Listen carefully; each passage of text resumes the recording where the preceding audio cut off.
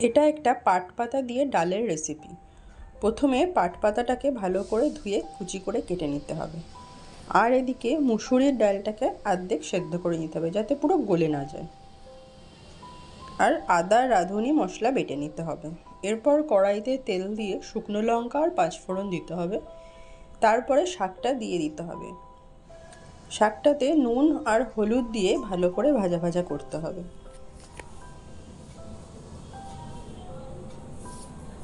শাকটা ভাজা হয়ে গেলে উপর থেকে বেটে রাখা মশলাটা দিয়ে দেবো। মশলাটা এবার দিয়ে ভালো করে কষিয়ে নিতে হবে যাতে মশলার কাঁচা গন্ধটা চলে যায়। এরপর ডালটা দিয়ে দিতে হবে।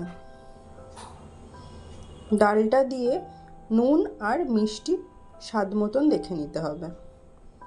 এবার এটা একটু ফুটে গেলেই রান্নাটা রেডি হয়ে যাবে। রেসিপিটা কেমন লাগলো আমাকে কমেন্ট করে অবশ্যই জানাবেন। আর আপনারা এভাবে একবার করে খেয়ে দেখবেন।